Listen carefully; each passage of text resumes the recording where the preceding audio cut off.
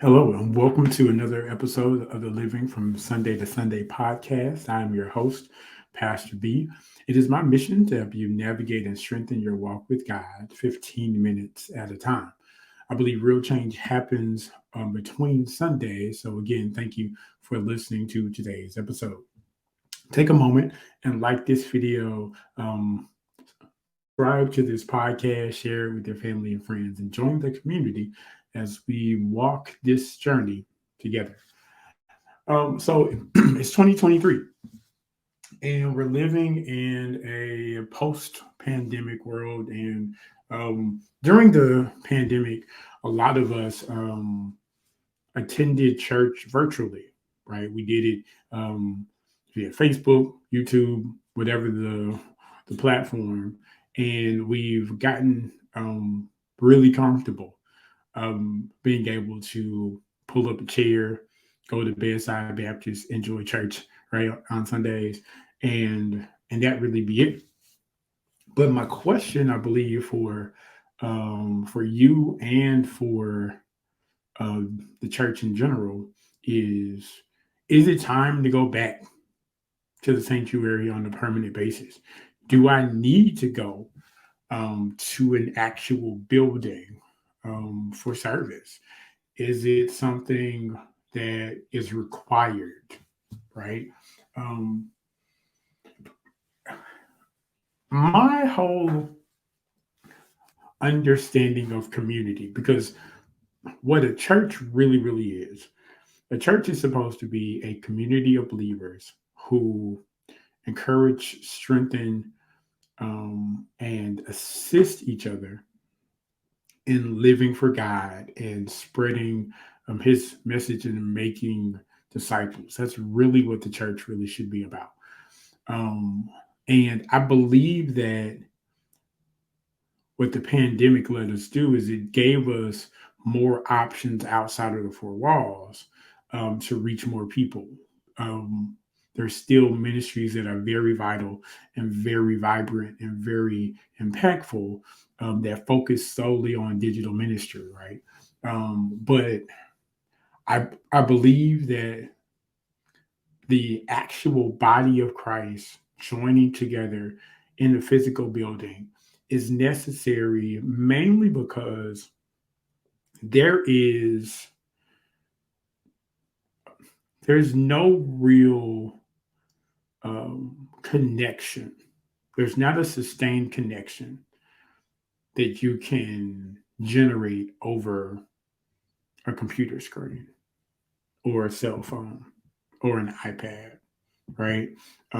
There's just something about being able to see another brother or sister and joining hands with them, and knowing that together we can follow the commands of God, that I'm not struggling by myself, that there's someone that I can pray with me that can help navigate this life, right? Because the one thing I know is that God did not intend for us to follow him by ourselves. There's so much um, competing voices that if you don't have someone that you're connected to, that you can lean on when you get weak, whenever you're confused, you have to have community for the body of Christ, really, in order to be impactful and to make a difference in the world.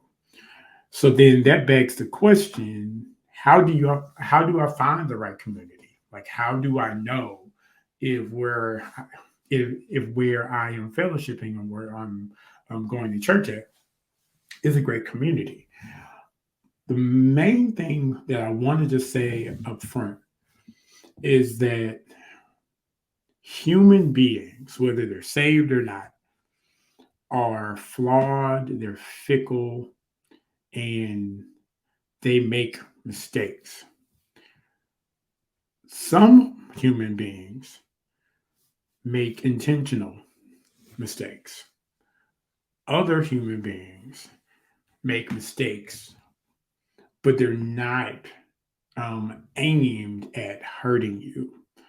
And so I know a lot of people who have left the church have left because of hurt, because of mistreatment, because of um, people in the church not valuing them as human beings, right? And to those, I'd say, I get it. Your hurt is absolutely valid. And just like all relationships, there comes a time where if I am being abused, I don't have to put myself in an abusive relationship. Like I don't have to stay being abused. So like if you're being mistreated at a church, I understand if you don't want to go back to that church. However, I don't believe that it's God's will for us to, even those of us who have been hurt, I don't believe that it's God's will for us to completely abandon the church completely. Because I think that is something that the enemy subtly plays against our brains. That because one body of believers mistreated you, then the entire Christian faith can't be trusted. Can't be trusted. And that's just not the case, right? Um, I would pray that you actually talk to the Lord and say, Lord, help me to trust again. Because if I'm trusting God and it's God's will for me to find a body of believers to connect with, and that He doesn't want me to live this life by myself and to walk this walk by myself, then that means that there is a there is a church, there is a pastor, and there is a specific voice that God has destined me to connect to. And God has to show me who that person is, right? Now, I've been in church since I was 5. The first, my first 2 churches, I didn't choose. I grew up in it, right? Um, and so because I didn't have any choice in the matter, you grow up, you meet people, you learn the doctrine. Sometimes you learn the dogma, and then you just becoming indoctrinated, incorporated into their lifestyle. And it wasn't until I left my hometown and moved to a completely different state that I was able to kind of make a decision on my own where I wanted to go. Now, again, I believe that God is a providential God and that He sets things in motion in advance so that whenever you get to a certain spot, He has something ready for you. And it just so happened that when I left Memphis going to Shreveport, the industry that I was in was inventory. My current pastor, or my pastor at the time, he was a grocery store manager. So these two industries need each other. And so it just so happened that I worked his store, met him, found out he was a pastor. He invited me. I came to the church. Again, God makes no mistakes. Now, what I had to work through is I had to work through previous misconceptions about a certain denomination in church. I grew up Kojic. It's a lot of judgment, a lot of, you know, we the only way, everybody else is wrong, a lot of that.